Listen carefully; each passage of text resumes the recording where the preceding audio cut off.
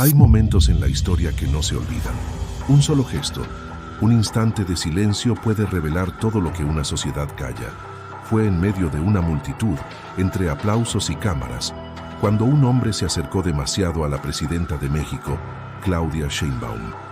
Nadie lo vio venir. Nadie imaginó que aquel segundo encendería un debate nacional sobre el respeto, el poder y la dignidad. Hoy te contaré la historia real del hombre que acosó a la presidenta.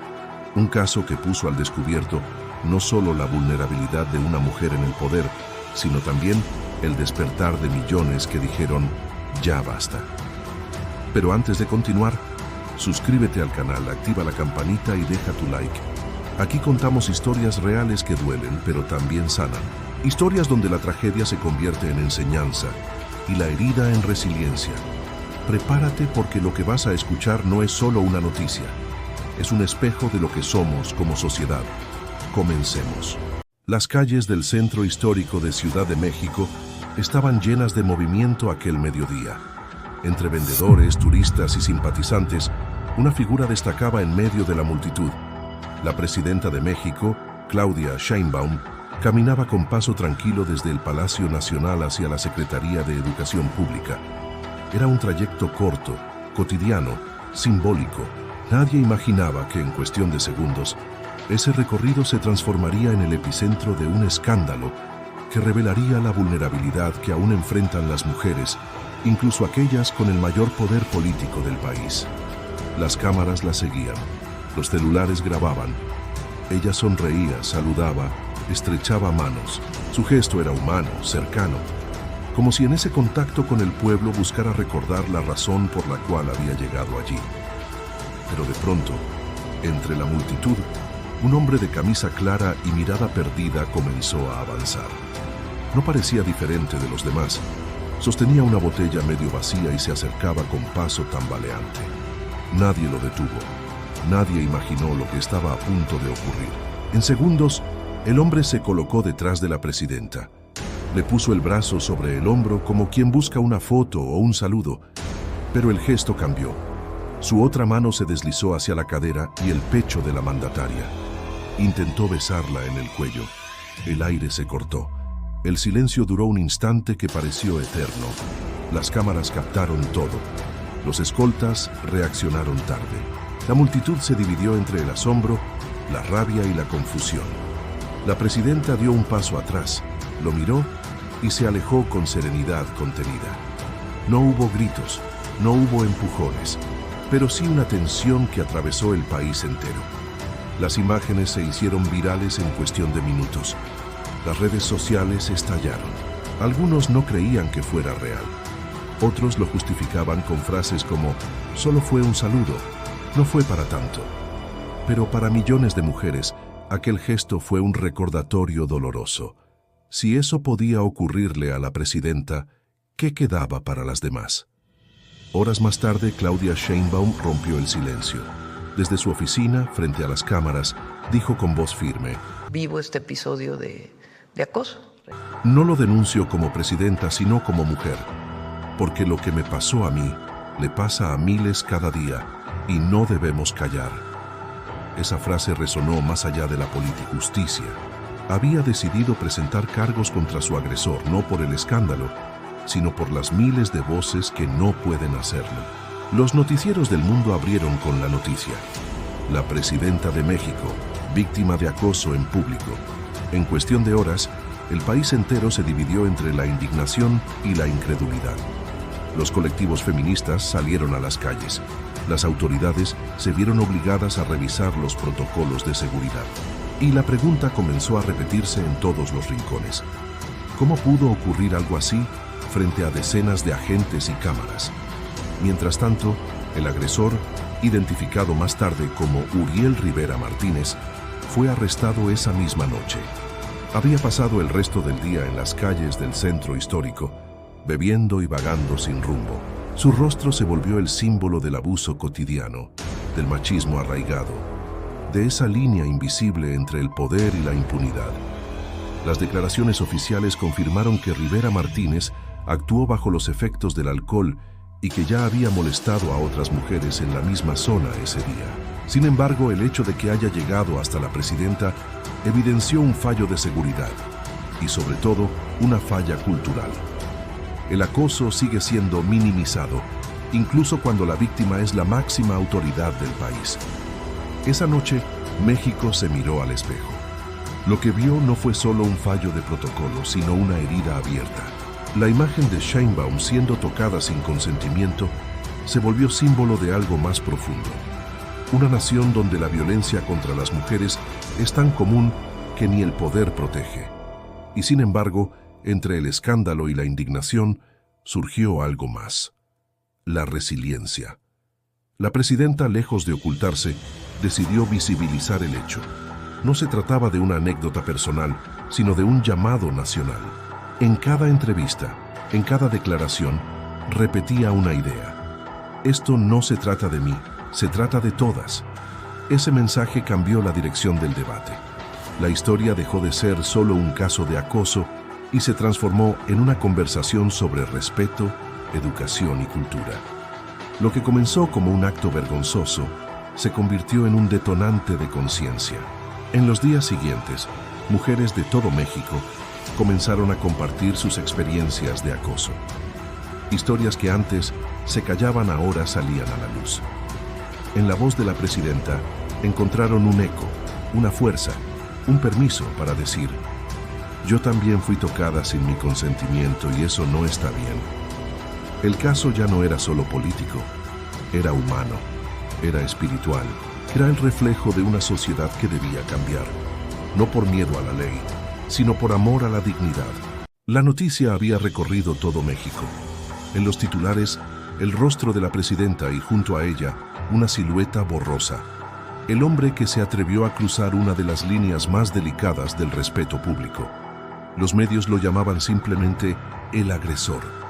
Pero detrás de esa palabra había una historia, un nombre y un pasado.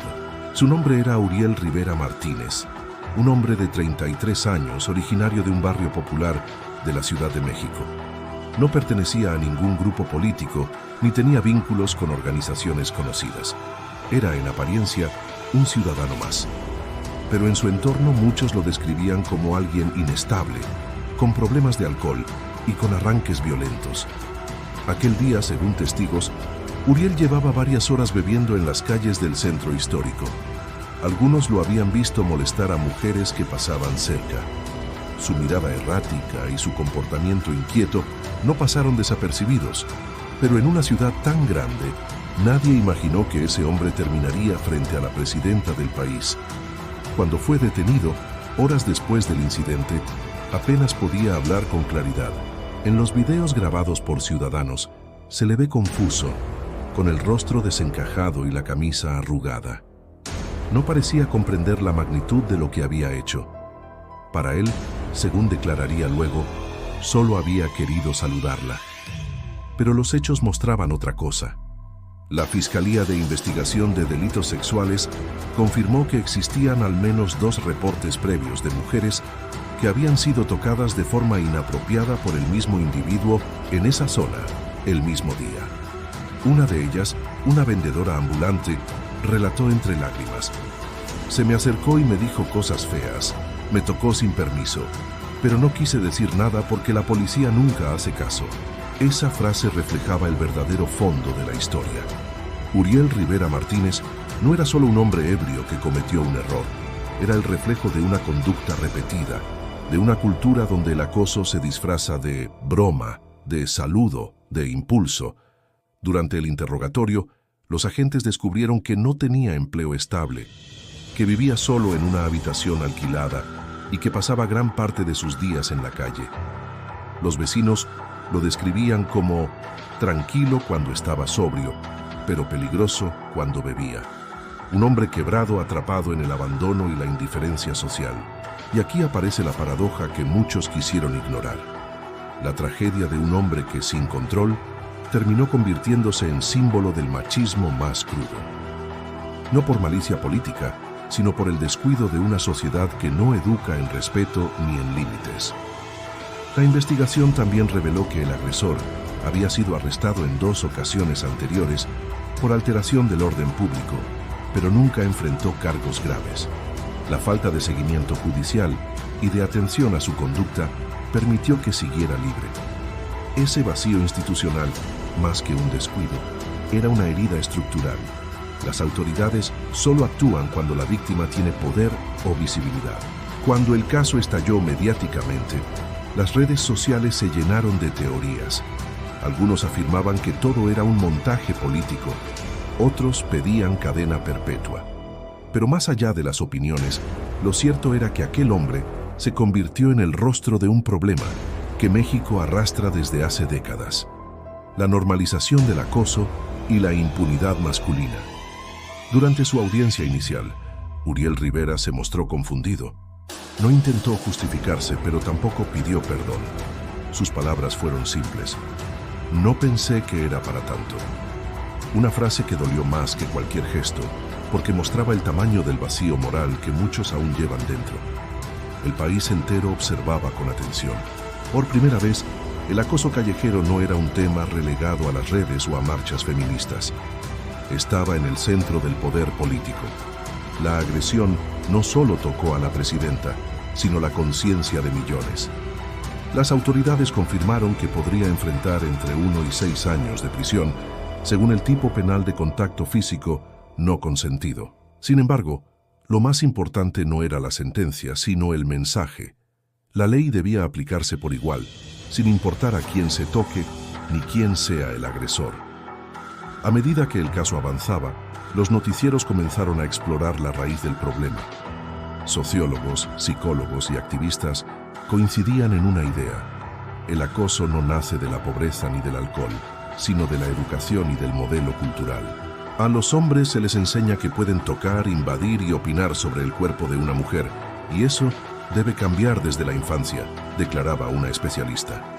Mientras tanto, la presidenta se mantenía firme. No pedía venganza, pedía justicia. Y en cada palabra suya había una intención clara: transformar una ofensa en una oportunidad de cambio. En el rostro del agresor, la sociedad vio la sombra de su propio descuido.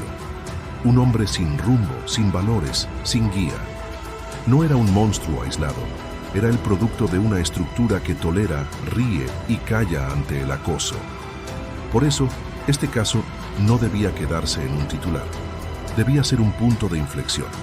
Claudia Sheinbaum lo dijo en su mensaje posterior: "No quiero que lo encarcelen solo por mí.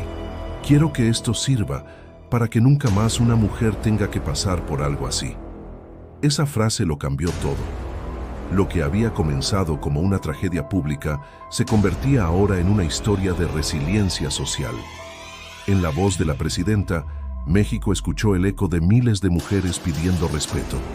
Y en el silencio del agresor, el país entero vio su propia indiferencia. El amanecer del día siguiente trajo algo más que titulares. Trajo una ola de indignación que se extendió como fuego por todo México. En los periódicos, las imágenes eran contundentes. La presidenta de la nación, sorprendida en plena calle, víctima de un acto que millones de mujeres conocían demasiado bien. En los noticieros, los conductores repetían una y otra vez la misma pregunta: ¿cómo pudo pasar? El país entero despertó con un nudo en la garganta, no solo por la gravedad del hecho, sino por lo que representaba. Si la presidenta, rodeada de cámaras, guardias y ciudadanos, podía ser acosada en público, ¿qué esperanza quedaba para las mujeres comunes? Las redes sociales se inundaron de mensajes, algunos con rabia, otros con miedo, muchos con solidaridad. Era como si, por fin, México hubiera encontrado un espejo donde mirar de frente una realidad que durante décadas había preferido ignorar. Los videos del momento se difundieron por todos los medios. Cada ángulo mostraba lo mismo: la cercanía del agresor, la sorpresa de Sheinbaum, la lentitud de la reacción. Las imágenes se volvieron símbolo de vulnerabilidad y de coraje. Mientras algunos analizaban el fallo de seguridad, otros se concentraban en lo esencial. No fue un fallo de protocolo, fue una muestra del acoso normalizado. En menos de 24 horas, colectivos feministas convocaron manifestaciones frente al Palacio Nacional. Las pancartas decían: Si tocan a una, respondemos todas, y ni la presidenta está a salvo. El eco de esas frases resonaba en las avenidas del país, recordando que la lucha por el respeto no distingue posición ni poder. En los cafés, oficinas y hogares, la conversación era la misma. El caso de Uriel Rivera Martínez se transformó en un detonante social. Personas que antes callaban comenzaron a hablar de sus propias experiencias. Madres recordaban los tocamientos en el transporte público. Hijas contaban los comentarios obscenos en las calles. Lo que antes era una rutina dolorosa, ahora se convertía en una causa compartida. Los medios internacionales también se hicieron eco. Reuters, BBC, El País y The Guardian publicaron titulares que colocaban a México bajo una nueva luz. Un país donde la primera presidenta sufre acoso en público y aún así decide enfrentarlo con dignidad. Era una paradoja y una lección. El poder político no te hace inmune al abuso. Lo que te protege es una sociedad consciente y justa. Pero mientras las calles se llenaban de voces, también aparecieron los críticos. En las redes surgieron comentarios que minimizaban el hecho. Solo fue un toque, seguro fue un malentendido. Ella se expone por caminar entre la gente. Frases así, pequeñas pero corrosivas, revelaban la raíz más oscura del problema, la normalización del irrespeto. Y fue precisamente esa reacción lo que hizo que el escándalo cobrara aún más fuerza. Porque ya no se trataba solo de un acto aislado, sino de la respuesta colectiva ante él. En cuestión de días, el caso pasó de ser una noticia a ser un símbolo de lucha. Universidades organizaron foros, escuelas debatieron sobre el consentimiento, y las iglesias, sí, incluso los templos, comenzaron a hablar del tema desde el púlpito. En ese contexto, la presidenta Sheinbaum dio un mensaje a la nación. Frente a millones de televidentes, dijo con calma: esto no se trata de una persona, se trata de un sistema que debe cambiar. No quiero castigo ejemplar, quiero conciencia colectiva. Esa frase marcó un antes y un después. México comprendió que el verdadero poder no está en la autoridad, sino en el ejemplo. Que la resiliencia no es solo resistir, sino transformar el dolor en propósito. La Fiscalía avanzaba en el caso, mientras el país avanzaba en la conversación. Legisladores comenzaron a proponer reformas para endurecer las penas por acoso sexual callejero. Algunos estados, inspirados por el suceso, anunciaron que incorporarían el acoso físico como delito grave en sus códigos penales. No era una respuesta inmediata, pero sí un inicio. En los noticieros se repetían las palabras de una periodista: este no es solo el caso de una presidenta agredida, es el despertar de un país que estaba dormido ante el acoso cotidiano. Esa frase se volvió viral, y lo fue porque decía una verdad incómoda. En México, las mujeres aprenden desde niñas a caminar con miedo, a bajar la mirada, a apretar las llaves entre los dedos como defensa. Pero ahora, gracias a este episodio, ese miedo se había transformado en voz. La escena en los tribunales fue más que un proceso judicial. Fue el reflejo de un país mirándose al espejo. Las cámaras rodeaban el edificio mientras cientos de personas se agolpaban afuera con carteles divididos entre el apoyo a la presidenta y quienes consideraban que el caso se había sobredimensionado. Algunos lo llamaban un simple gesto sin importancia. Otros lo veían como el símbolo de un mal profundo que debía erradicarse. El acusado llegó esposado, con la cabeza gacha y la mirada perdida. Ya no quedaba nada del hombre que, días antes, había levantado la voz con orgullo frente a las cámaras. Su rostro, antes desafiante, se veía marcado por el peso de la vergüenza y la exposición mediática. Detrás de las rejas, parecía comprender la magnitud de lo que había hecho. Pero la pregunta que recorría los pasillos era otra. ¿Era él el único culpable? La Fiscalía expuso los hechos con crudeza. Mostraron los videos, los testimonios, la secuencia exacta de segundos en que la presidenta fue tocada sin consentimiento, en medio del caos del evento público. Esto no es solo un acto de acoso, dijo la fiscal con voz firme. Es un reflejo del machismo estructural que aún habita en nuestra sociedad. El silencio llenó la sala. Muchos hombres desviaron la mirada. Muchas mujeres apretaron las manos con fuerza, como si recordaran viejas heridas. La presidenta no estuvo presente aquel día, pero su ausencia pesó más que cualquier palabra. Era una forma de decir: no necesito estar aquí para que se haga justicia. El juicio se convirtió en una conversación nacional. En los programas de radio, las redes sociales y los cafés, todos hablaban del tema. Algunos se preguntaban si era justo destruir la vida de un hombre por unos segundos de error. Otros respondían que esos segundos representaban siglos de abusos ignorados. Lo que estaba en juego no era solo la condena de un individuo, sino la redefinición de los límites del respeto en una cultura que durante años había normalizado lo inaceptable. Y fue entonces cuando el caso trascendió las paredes del tribunal. Las universidades comenzaron a debatir sobre educación en igualdad. Las escuelas implementaron charlas sobre el consentimiento y el respeto.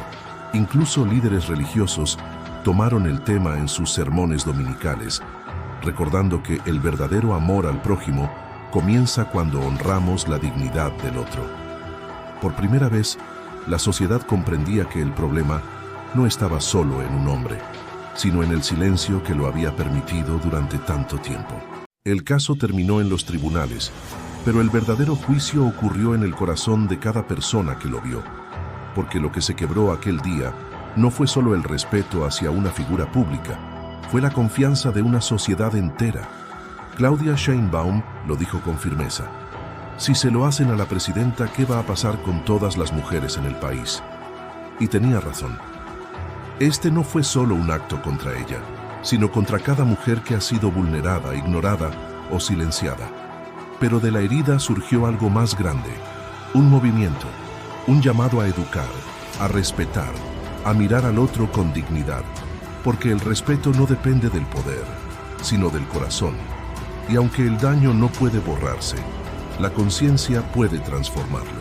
Hoy el hombre enfrenta las consecuencias de sus actos, pero el país enfrenta un desafío mayor: aprender a escuchar, a detener el abuso antes de que ocurra, a enseñar desde los hogares que nadie tiene derecho sobre el cuerpo ni la libertad de otro. Y ese aprendizaje también es resiliencia, porque la tragedia, cuando deja enseñanza, se convierte en semilla de cambio. Si esta historia te conmovió, suscríbete al canal y comparte este video para que más personas entiendan que la dignidad no se negocia. Déjame tu comentario. Hoy decido respetar y defender la dignidad de los demás. Gracias por vernos. Nos encontramos en el próximo relato, donde una nueva historia nos recordará que incluso entre las sombras siempre hay lugar para la luz.